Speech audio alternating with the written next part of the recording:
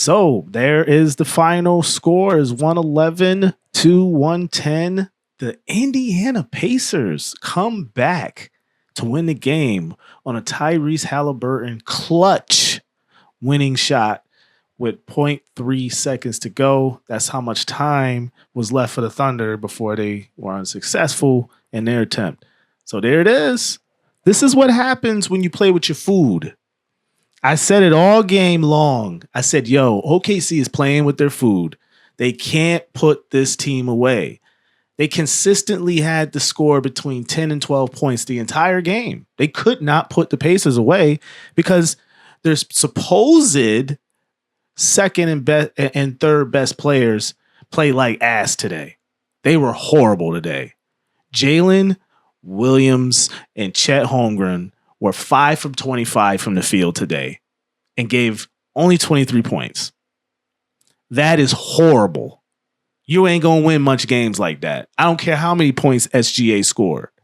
He is not going to be the savior for this team if you're going to get this kind of performance from Chet and from J. Will. They were terrible today. And that's why Tyrese and company, they won the game because they hung around. They just kept hanging around. And this is how they win games ultimately. You can ask the Knicks. You can ask the Bucks. You can ask Cleveland. These guys don't quit. That's Rick Carlisle to a T, man. And Rick Carlisle, once again, out-coached the OKC coach, Dagnall, who's supposed to be coach of the year. He out-coached him. First and foremost, Carlisle was already in Dagnall's head to start the game. Minutes before the tip-off, you take Harkenstein out the starting five to put this young kid in. Why? For what? You've played with Harkenstein this whole year in the starting lineup because of his energy and his defense. And the guy makes the best picks. He also makes great passes on the top of the key. He's really an asset on the floor. The fact that you took him out to play this kid heavy minutes who's 20-something years, a young 21-year-old, and then it just didn't make any sense. Now, I understood from a defensive perspective, he probably thought, hey, if I put this other kid in and have SGA and J. Will and Dort, I could have essentially 4 guards on the court so I can guard everybody out on the perimeter. It kind of worked, but then it didn't because they gave up a ton of rebounds at the end of the game because you were playing too fucking small. So I don't know what Dagnall was doing, to be honest. He was outcoached by Carlisle.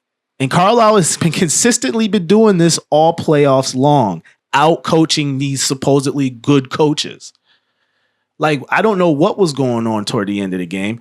And I'm just totally disappointed. At least J. Will, I'll give J. Will this. I think he was like 6 of 17 or 6 of 18. He was horrible. But Chet was worse. He was like 1 of 7. He didn't shoot enough. He wasn't really good. Turned the ball over a ton of times. Didn't really do anything on defense today.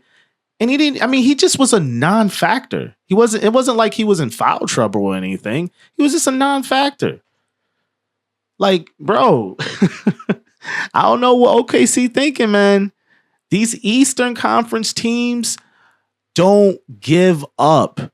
They play, they scrappy. They're not going to ever quit. You're going to have to kill these teams. Just like I said about the New York Knicks, the same thing pertains to the Indiana Pacers.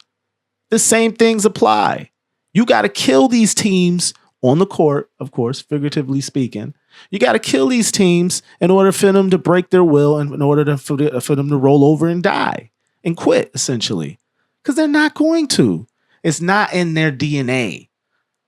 So, man, what a disappointing open to the finals if you're an OKC fan. Listen, these guys are like negative 700 or negative 800 if you're into gambling.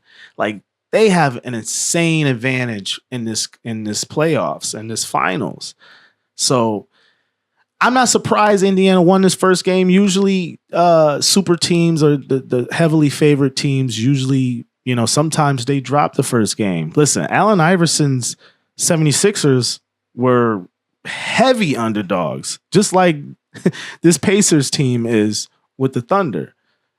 You remember this. If you don't know this, look, the 76ers with Allen Iverson, when they went against that Kobe and Shaq team in their prime, had to play them. And they were huge underdogs.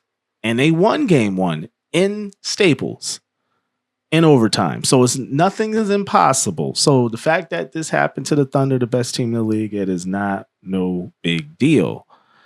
I expect the Thunder to readjust, make the adjustments necessary, and play a lot better. Because in this game, they didn't really play well.